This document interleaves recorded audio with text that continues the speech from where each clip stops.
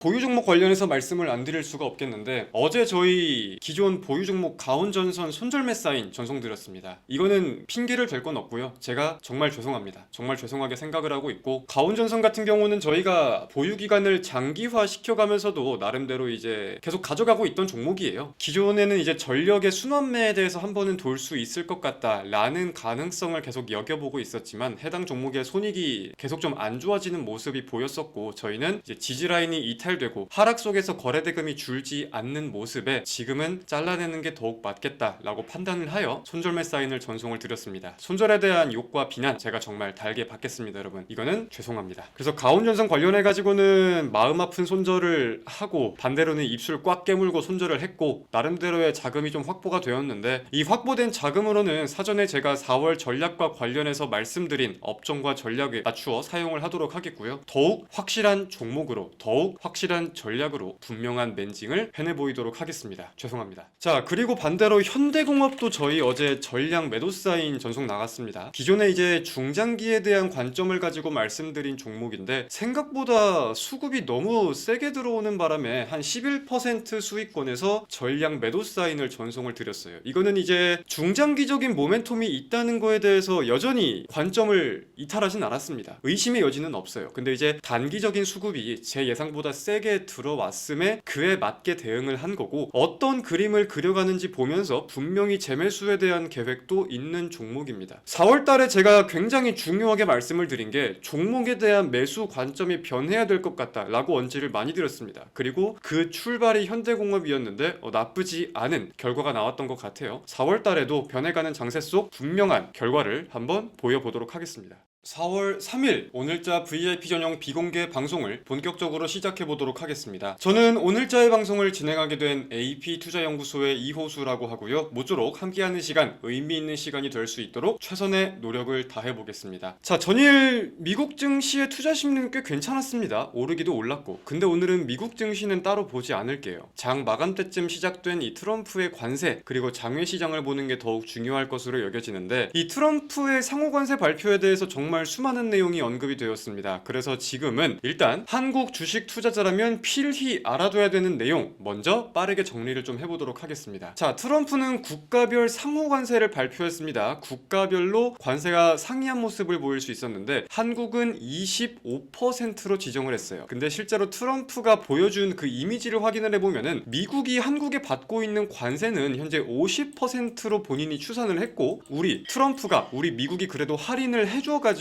우리는 25%만 적용을 하겠다라는 내용이 확인될 수 있었습니다. 원래 이제 우리가 받는 그만큼 그대로 돌려주겠다라는 기조가 굉장히 강했었는데, 트럼프의 입장에서는 우리가 지금 내가 깎아주고 있는 거야, 이런 뉘앙스를 함께 보인 것까지 생각을 해볼 수가 있을 것 같아요. 근데 이제 제가 좀 생각을 해봤을 때 이 50%의 근거가 명확하지가 않습니다. 트럼프도 나름의 논리가 있긴 한데, 대한민국에서 어필을 하고 펼치고 있는 논리를 보면은 이 50%는 좀 말이 안 되는 관세라고 생각을 하거든요. 그래서 결론적으로 일단 25%의 상호 관세가 발표가 되었다라고 언지가 되었습니다. 자, 그럼 여기서 궁금하실 수 있는 게 뭐냐면은, 애초에 자동차와 같은 품목들은 25%의 품목별 관세가 발표가 되었는데, 그러면 자동차는 50%의 관세를 받는 거냐 라고 하셨을 때, 이거는 아닙니다. 품목별 관세가 지정된 품목들에 대해서는 이 국가별 상호 관세가 별도로 더욱 추가되지는 않아요. 그러니까 자동차를 예시를 들면은, 자동차가 이제 25%의 관세로 부과가 되었잖아요. 그럼 여기서 보편 플러스 상호 관세를 더해서 50%가 되는 게 아니라 품목별 관세 25%만 매겨지는 거고, 이 품목별 관세가 없는 것들은 상호 관세 25%가 매겨져서 현재로서 대한민국의 가장 높은 관세 비율은 25%다 이렇게 확인을 해볼 수 있겠습니다. 했다면 했던 내용일 거고, 좋지는 못한 내용이에요. 자, 그러면 여기서 희망적인 내용은 무엇이 나왔냐? 저는 이 부분에 대해서 굉장히 지금 의미를 많이 두고 있는데, 백악관에서 이제 반도체나 의약품, 그리고 핵심 광물들, 즉 정리를 하면은 미국이 필요로 하는 것들이라고도 생각해 볼 수 있겠죠. 이런 것들에 대해서는 트럼프가 관세를 발표하지 않았어요. 그래서 백악관에 이어지는 내용을 보면은, 별도의 산업별 관세를 계획하고 있다. 이들 품목은 상호 관세에 포함되지 않는다. 즉 현 시점에서는 관세가 매겨지지 않는다는 겁니다. 그래서 이거는 우리가 다시 한 번만 해석을 해보면은, 우리가 먼저 필요로 하는 것들에 대해서는 갑의 위치로 다가가지는 않겠다. 우리가 필요한 것들은 우리가 구해야 되는 게 맞는 거니까 이제 더 파트너적인 비즈니스적인 모습을 보일 수 있겠다라는 거겠죠. 그래가지고 이제 대한민국의 K 반도체나 K 조선에 대해서는 우리가 조금 기대를 가질 수 있는 내용들도 나올 수 있지 않을까, 저 같은 경우는 이렇게 생각을 하고 있습니다. 근데 반대로 분명하게 비판을 했던 거에 대해서는 자동차가 있었어요. 본인들이 필요로 하는 거에 대해서는 키를 낮추는 모습을 보였고, 자동차는 또 분명하게 비판을 했습니다. 특히 한국과 일본이라는 국가를 특정적으로 언급하면서 비판을 했는데, 이게 뭐냐, 한국에서 판매되는 자동차의 81%는 한국에서 생산되고 있으며 일본에서 판매되는 자동차의 94%는 일본에서 생산되고 있다라고 말을 했습니다. 그러니까 한국의 그리고 일본의 이 비관세 장벽을 좀 불편하게 바라보고 있다는 거죠. 동시에 일본 같은 경우는, 우리 도요타 같은 경우는 미국에 100만 대의 차를 만들어 가지고 수출을 하는데, 미국의 뭐 포드나 미국 자동차 회사들은 일본에 거의 수출을 하지 못한다 이러면서 굉장히 불공정하다, 불편한 시각을 드러냈습니다. 이거는 아직 제가 해석을 정확히 하진 못했는데 미국 차를 많이 타야 되는 건가 이런 생각이 들기도 하고, 아직은 수만 가지 생각이 들고 있습니다. 자, 그럼 여기까지 봤을 때 제가 느끼고 있는 것들은 뭐냐, 제 개인적인 생각은 어떻냐. 개인적으로는 시장이 원래 우려했던 최악 대비해서 더욱 심각한 내용이 나오진 않았습니다. 시장이 우려했던 안 좋은 내용 딱 그 정도로만 나왔어요. 여기서 더 좋게 나온 것까지도 아니겠지만 우려했던 수준으로 나왔습니다. 근데 이제 이게 현실화가 돼가는 모습에, 그리고 이제 뭐 미중 무역 전쟁이나 관련 대립 구도에 대해 생각할 수 있는 부분들에 대해서 미국 장외 시장의 급락이 지금 나오고 있는 게 아닌가라고 생각이 드는데, 뭐 여러분들이 가장 많이 보시는 엔비디아 기준으로 시간외에서 한 5% 정도의 하락을 제가 확인을 하기도 했습니다. 근데 이 미국 장외 시장을 제가 좀 자세히 들여다보니까 가장 특징적으로 꼽을 수 있는 내용은 뭐가 있었냐면은, 이 기업이 어떤 국가의 공장을 보유하고 있고 어떤 국가에서 생산을 하는지 여부에 따라서 등락이 좀 더 확실하게 확인되는 것 같아요. 중국이 공장을 보유하고 있는 기업이나 미국에서 수입 제품들을 유통해서 판매하는 기업들, 이런 기업들은 굉장한 급락이 나왔는데, 결국 이거는 우리가 국내 증시의 아이디어를 바라본다고 했을 때 대미 투자가 확대되는 기업들 위주로 수급이 오늘 많이 쏠릴 수 있을 것인지, 이게 굉장히 중요하게 작용을 할 것 같다라고 저는 좀 바라보고 있습니다. 그럼 이걸 단순한 주식시장이 아니라 세계의 시나리오랑 함께 봐본다고 하면은, 이제 중국과 유럽 국가들을 비롯한 다양한 국가들의 반발을 가장 먼저 생각을 해볼 수가 있겠죠. 그러면은 특정 국가들에서 우리도 보복 관세를 적용을 할 거야 라고 말을 하고, 트럼프 해봐, 우리 그러면 거기에 맞는, 거기에 상응하는 보복 관세를 또 언급을 할 거야 라고 하면서, 이게 결국은 뭐예요? 트럼프 1기 때의 미중 무역 전쟁, 이런 식으로 연결될 수 있는 가능성을 일단은 따져보는 게 중요할 것 같고요. 실제로 지금 중국 같은 경우는 자국 기업들의 대미 투자를 막고 있는, 제한하는 조치를 취했다는 내용들이 확인이 되고 있습니다. 그래서 이런 내용들 관련해가지고 미국과 중국의 대립 구도가 얼마나 심화될 것인지, 트럼프가 이제 광물에 대해서는 근데 좀 부드러운 모습을 보이기도 했는데 어떤 모습이 연출될지 여부를 보는 게 꽤나 중요할 것 같고, 대한민국 정부 같은 경우도 해당 내용들이 발표가 되자마자 긴급 경제 안보 전략 태스크포스 회의를 개최를 했습니다. 당장 뭐 어떤 대응책이 나올 수 있을 거라고 생각을 하지는 못하는데, 일단 뭐 한국에서 어떻게 대응을 하는지 여부는 계속 지켜봐야겠죠. 트럼프와 원래 커뮤니케이션을 이어가기는 이어갔었으니까 이런 내용들을 확인하는 게 중요할 것 같고, 결론적으로 지금 미증시가 마감한 후에 국채금리는 급락하고 달러화는 강세를 보이고 있습니다. 안전자산에 대한 선호 심리가 늘어나고 있다는 거죠. 그리고 미국 장외 시장도 급락하는 모습을 보이고 있는데, 국내 증시도 지금 코스피는 1.83, 코스닥은 2.24, 개파락 출발이 예상되고 있습니다. 개파락을 피하진 못할 것 같고, 개파락 이후에 저가 매수가 얼마나 들어올 것인지, 그리고 어떤 테마군에 돈이 들어오는지 여부를 보는 게 굉장히 중요할 것 같습니다. 자, 그리고 보유 종목 관련해서 말씀을 안 드릴 수가 없겠는데, 어제 저희 기존 보유 종목 가온전선 손절매 사인 전송드렸습니다. 이거는 핑계를 댈 건 없고요. 제가 정말 죄송합니다. 정말 죄송하게 생각을 하고 있고, 가온전선 같은 경우는 저희가 보유 기간을 장기화 시켜가면서도 나름대로 이제 계속 가져가고 있던 종목이에요. 기존에는 이제 전력의 순환매에 대해서 한 번은 돌 수 있을 것 같다라는 가능성을 계속 여겨보고 있었지만, 해당 종목의 손익이 계속 좀 안 좋아지는 모습이 보였었고, 저희는 이제 지지라인이 이탈되고 하락 속에서 거래대금이 줄지 않는 모습에 지금은 잘라내는 게 더욱 맞겠다라고 판단을 하여 손절매 사인을 전송을 드렸습니다. 손절에 대한 욕과 비난 제가 정말 달게 받겠습니다, 여러분. 이거는 죄송합니다. 그래서 가온전선 관련해가지고는 마음 아픈 손절을 하고, 반대로는 입술 꽉 깨물고 손절을 했고, 나름대로의 자금이 좀 확보가 되었는데, 이 확보된 자금으로는 사전에 제가 4월 전략과 관련해서 말씀드린 업종과 전략에 맞추어 사용을 하도록 하겠고요. 더욱 확실한 종목으로, 더욱 확실한 전략으로 분명한 멘징을 해내보이도록 하겠습니다. 죄송합니다. 자, 그리고 반대로 현대공업도 저희 어제 전량 매도 사인 전송 나갔습니다. 기존에 이제 중장기에 대한 관점을 가지고 말씀드린 종목인데, 했는데 생각보다 수급이 너무 세게 들어오는 바람에 한 11% 수익권에서 전량 매도 사인을 전송을 드렸어요. 이거는 이제 중장기적인 모멘텀이 있다는 거에 대해서 여전히 관점을 이탈하진 않았습니다. 의심의 여지는 없어요. 근데 이제 단기적인 수급이 제 예상보다 세게 들어왔음에 그에 맞게 대응을 한 거고, 어떤 그림을 그려가는지 보면서 분명히 재매수에 대한 계획도 있는 종목입니다. 근데 이제 이렇게 생각을 하실 수가 있을 거예요. 지금은 원래 1차 매수가 근처까지 다시 하락을 했는데 지금 다시 사면 되는 거 아니냐? 그거는 아닙니다. 기존 매수가 근처라고 똑같이 살 수 있는 건 아니에요. 왜냐면은 돈이 한번 들어왔고 부각이 한번 되었던 겁니다. 이 말은 종목의 분위기 위에 물려있는 사람도 많을 거고 시장의 관심도 더욱 많이 받게 됐을 거고, 종목의 분위기는 분명하게 지금은 어제와 오늘은 바뀐 거예요. 가격이 똑같다고 하더라도. 그래서 그런 내용들을 보면서 더욱 안정적인 구간에서 재매수를 할 수 있으면 재매수를 할 예정이고요. 4월 달에 제가 굉장히 중요하게 말씀을 드린 게 종목에 대한 매수 관점이 변해야 될 것 같다 라고 언지를 많이 드렸습니다. 그리고 그 출발이 현대공업이었는데 나쁘지 않은 결과가 나왔던 것 같아요. 4월 달에도 변해가는 장세 속 분명한 결과를 한번 보여보도록 하겠습니다.